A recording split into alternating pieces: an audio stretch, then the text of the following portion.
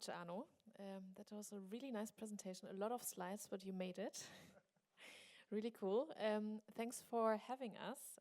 We were already in contact before and we discussed a lot. The interesting thing is all four of us here on the panel, we worked in startup, we worked in corporate, we worked in between. So we really got all sides of it, which made it even more interesting also while talking before and preparing a bit what we want to trigger here today and discuss. So let me introduce the panel a bit. Arno, you introduced yourself already. So I will start with Sophie. And Sophie is the CEO and founder of Quantum-Medical. Quantum-Medical is a digital health company that challenges the one-size-fits-all approach that healthcare is connected with. And you connect patients and doctors worldwide. What it is more, you will tell later. And you've been with McKinsey for many years. So you definitely know also what the corporate side is about.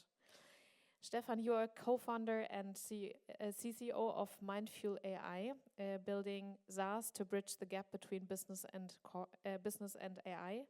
And you former worked at UniCredit in the AI and data team in Germany.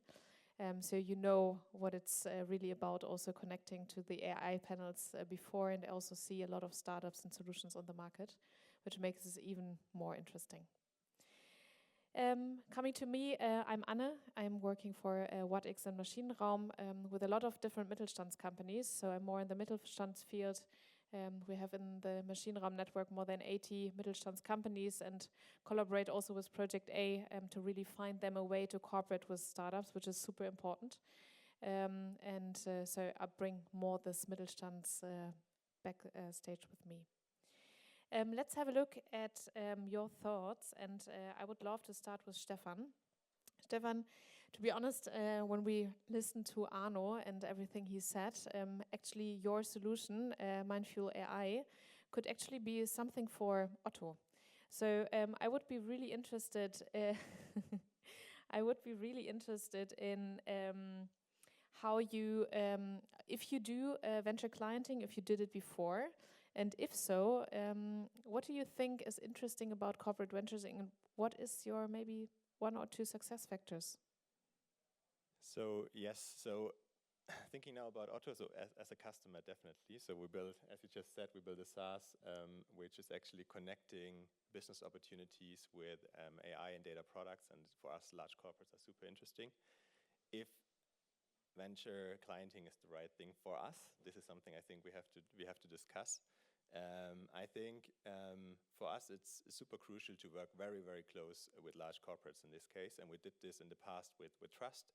So we have some corporates we actually do co-development with, which helps us. So we learn quite a lot on. With that Trust, we learn quite a lot on also like compliance processes and stuff like that. So it was super helpful us to kick things off. You initially said I was working for a large bank previously, and actually built up there the data unit. And we did a lot of scouting as well, scouting and CVC, so corporate. So we invested in fintechs, and honestly, that was great for the fintechs. So they got a lot of data. We worked very close long term together, and they could build really great products. So sometimes synthetic data, but they could work with us. They learned a lot with us.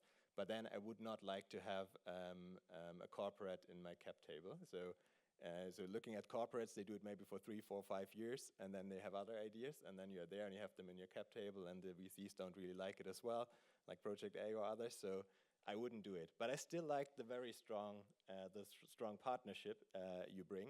And I think for me, strong partnerships are key for us. So we are pre-Series A right now, so we've got a seed, pre-Series A. I think we can still learn a little with our product, so I think strong relationships are great. We also, but I think there's some, let's say, pre-requirements, or I have some fear. So the one fear is that it might be a little bit complex for us to have an intermediary. So if we have a good relationship already to the business and we sold our product to the company, why to have that intermediary? So this would be my first concern. And I think the second thing is I would be a little bit afraid of, because we also ran into that. You build a product for a large corporate, and then it's working very well for that corporate. So it's very specifically built for that corporate. But then in the end, we have a let's say, product auto fitter, how to name it, but we don't have a product market fit. So that's something I would be a little bit afraid of, like working too closely with one or two corporates in that approach. Very interesting. Thanks. Arno, looking at you, I would be very interested when you hear Stefan's thoughts. I mean, I think this is what most startups say. It shouldn't be in the end like the one solution only fitting to one company. Did you have that before, this discussions also with startups? Were they afraid? And if yes, how did they react?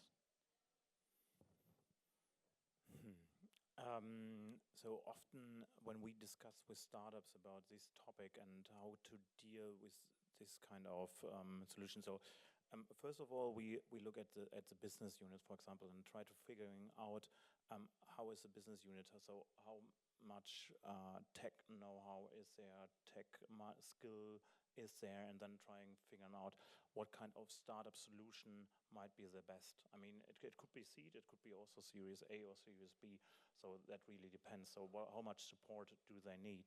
And then about this fear, we often work with startups, for example, in the seed phase, when they are already have a product market fit, for example, in the financial industry, and then they start, okay, now we're thinking about retail. We had this case for ESG, so they were really open, try to figuring out how is the retail customer, and that's perfectly one of the best fits there, because they already have one product that really fits well in one industry, and then try to move to another industry, and we move together to this industry. So it's not really about just an auto product, it's about an product for the retail segment, and then it's up to the startup how close to work together and how we fit the best way through the corporate, and also I mean for you to find the best way how you can accelerate your solution. And for the auto group, for example, it's also there's a potential because we have 120 different companies within the group and a lot of e-commerce companies, for example, WIT, Bauer, so we can also scale within the group. So that might be not just an auto solution, that might be then a solution for the whole auto group, and then your ARR goes up. And I really want to stay with you, Arno, because one additional question to that, Stefan already talked like about not having like corporates in the cap table. What about next investment rounds? How do you currently collaborate with startups? So how do you start? What do you offer them? Can you tell us a bit more about how it really works for you? Is it just a partnership contract? What do you do? Yeah, it's about the collaboration, and we partner with the startups, so we are not investors. We don't invest in startups, and I'm not a fan of CVC. And what we offer is that you can work with our tech teams, our experts in the different fields.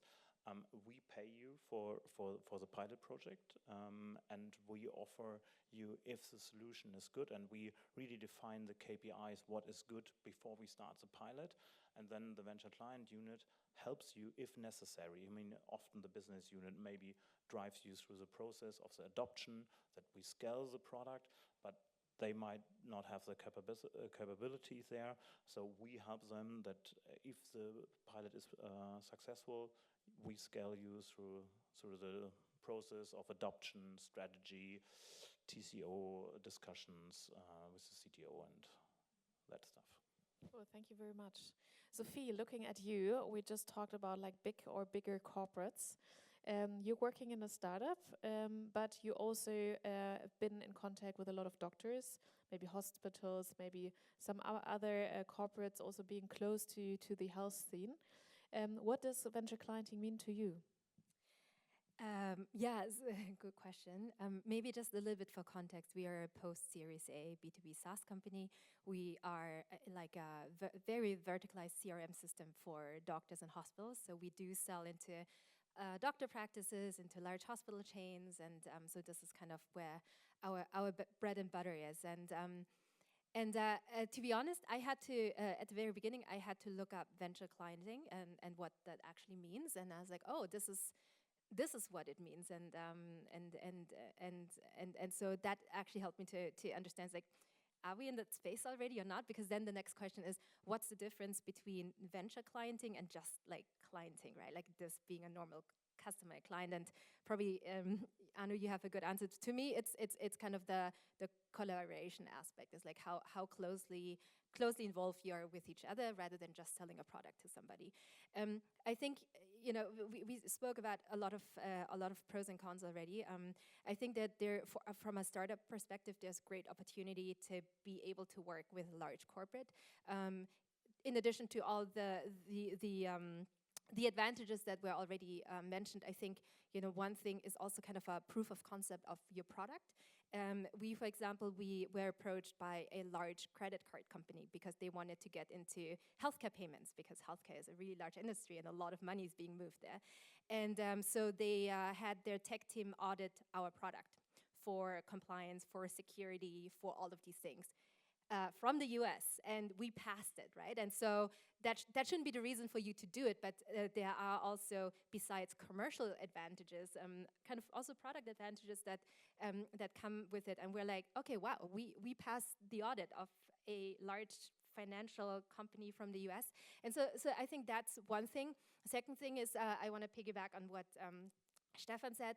Oftentimes, they can also be a large waste of time for startups if the sales cycle takes up to 6 months, right? Sometimes we just, and then nothing happens, because sometimes I feel like corporates view startups a little bit like a zoo. They're like, come and we pet you and we look at you, we talk to you, and then, you know, you can go and it's exciting and it's really cool to like hang out with you guys. But so I think I would always want to challenge the intention of a corporate that approaches you. I haven't seen many who are as professionally set up as you guys, and even that large credit card company didn't have it. And so I think, you know, looking at it, I have mixed feelings, and I think, you know, for a startup, we really need to take a close look on whether this is something we want to get into or not. And there are many upsides, but also downsides. So I completely agree. I want to add this to the Sue stuff, and I think what you just said in the end, you said it's what's the difference actually to having like a customer relationship versus clienting, venture clienting. And I think one thing which is really, there's a pain at the corporate side for the startup. So if there's no big pain, I think you go into an agreement and nothing is happening. And I see this also with some people we work with. They thought we are interesting. It's cool what you do. Then you start to collaborate with them, and then you wait weeks for answers. And they basically let you in the process. You don't get anything forward, and I think this you should definitely avoid. So there should be pain. So actually, there should be a price behind that collaboration as well. So the corporate should pay something for it. Not only people, but also, let's say, a certain amount of money. I think that's super important that it's taken serious. And the compliance stuff I also agree with, because we made the same experience. We got very good in compliance processes, working closely with corporates. So whenever it's a financial institution approaching us, we know all this stuff. We know the third-party risk management. We know how the DPA needs to look like. We know how the process run. We know how to answer. We know what's coming up with DORA or other regulations in financial service. And I think we would not know it without having this close relationship. So from that point of view, it made a lot of sense. Looking at the factors that really drive the collaboration between the startups and corporates, I mean, you said one is from the corporate side, it's nice to have access to data. You can work on that. You can build something. You really know where the corporate or the market is. What other things are very valuable for you as a startup coming from the corporate side? It can be Stefan or you, Sophie. Yeah, so from a startup point of view, I think the most, so I think all the compliance stuff we just said, that's super helpful, so the like surrounding things. And I think then it's, because I think what we did do wrong in the beginning is we bought a very fancy product. We thought this is actually something very transformative. And then we get into the reality and we roll it out to the customer, and then you have all this post-sales activities. You try to sell it to the organization, you try to change the organization, and you figure out, hey, maybe this product is a step too far ahead. You should basically go a little bit back and fit it in the process of the corporate, which fits better. And with this, let's say, long-term relationship you might have there, you can try things out. So you can discuss with the customers. They might give you more honest feedback than they would do if they would be like a normal customer, they probably would churn, or they would say, hey, all is great, but great means nothing in that point of view. So we also hear this all the time. So this is never, rarely a customer saying your product is sorry, shit. It's often that it's a great product, but then they still don't get back to us. So I think the honesty and the feedback might be better if you have that approach and you can talk, you have this trust element in that relationship. So I think this would be the most helpful for me. And to this, I'd like to add to this point. We did also with seed startups. We work together. So in the retail segment, for example, so we had a really successful pilot, and then they asked us, "Can you have a call with this and this retail corporate who like to use this ESG solution as well?" And so we said yes, because there was a lot of input from these startups. So we helped them also on the other side. So that's also one of the benefits that may take place if you work with really the startups in the seed segment, for example.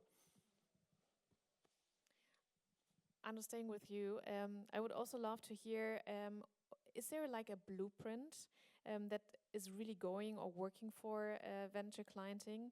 I mean, you worked with very different startups and also different areas in your company. How do you think about it? I would say there's a blueprint out for venture clienting, like the process I try to mention, but it's a lot of work to figuring out how it works within your company, within the different organization we have in the Otto group, for example, and figuring out, for example, the legal stuff, how to adapt to it, because it's a discussion with cloud compliance, what are the regulations, how can we fasten up the process here. So there are blueprints, but you have to adopt them to your internal process, and it's the same for the adoption, for example. After the successful pilot, it's also, there might be a few blueprints out there where we try to set up now in the fourth year a playbook for the different business units, how to adopt the startup solution and how to use them. Because our goal is really, if there's a successful solution out there that help us and the challenge is solved, that the different business unit can really scale up this, and we try to help them there. So we try to figuring out blueprints from the market and then adopt it to our corporate culture, corporate behavior here in some terms. Just to add on this, I think this is this would be valuable for us actually. And like if you support the process, like when we talk to different business functions, we sell our product, it always feels like that we are the first startup that they buy software from. We're the first ones discussing the DPA. We are the first ones talking about, I don't know, ISO certification or cloud security. And I think if you have someone in between who really understands this, and it's definitely not the business unit in which supports that, I think this would help us as well. So this could facilitate quite a lot. I will also open up the panel soon after the next question. So if you have questions, already make up your mind. Sophie, I would be interested in how you see it collaborating with a startup. So how early would you be able as a startup to collaborate with a corporate? When does it really make sense to start? Is it like from the very beginning, or does it make sense from a specific point in time? How do you see it? Yeah, that's a really good question, and I think it depends on the startup and the corporate.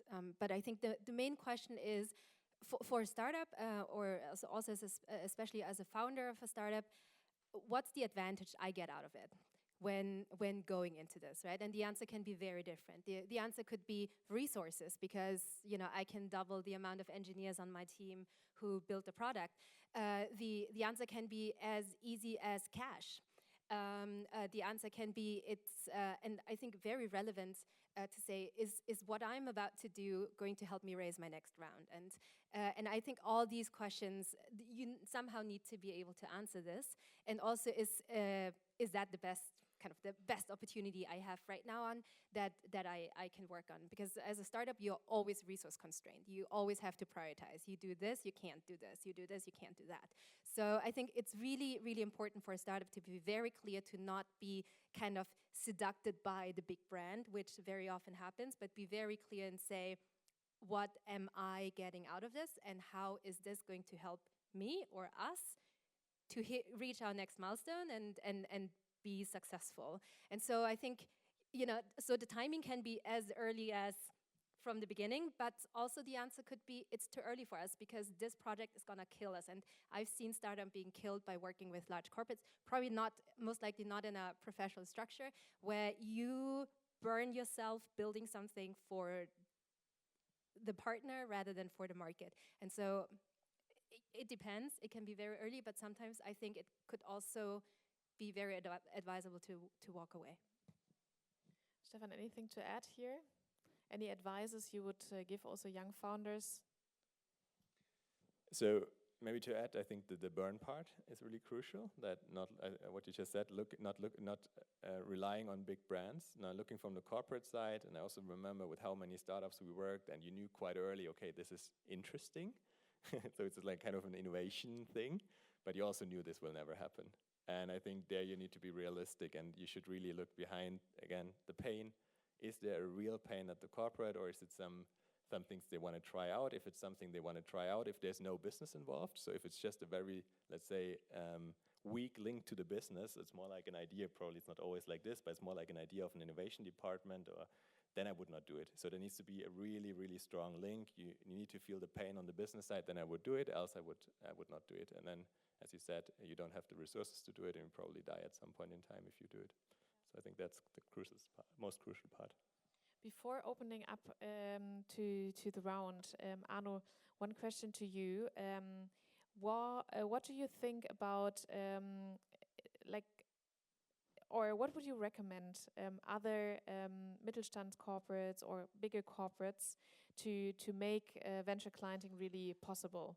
So how should they start? Do they need a big team? Do they need 5 people with this and that background? What would you say? How does it really make sense to start? I would say start with these 5 success factors. So starting small, testing the solution, then building up a brand, allocating resources. But you can start with 2 people who are really focused on, and bring in the right people who have the mindset to understand the startup and the corporate as well, and then scale from there step by step. And always, I like to add, we always look at the business unit, and they have to provide the budget for the pilot. So we don't, if it's not a strategic, or if there's not a pain and a strategic goal linked to this problem, so that means that they don't have budget. We don't do pet projects. So we have a lot of discussions with different business units. Hey, can you look into this and that? And then we think, okay, we can do a discovery map, but we won't go to the startup and ask, hey, can you pitch here or there for some kind of business unit if there's not a real challenge? Any questions from the panel? Yes.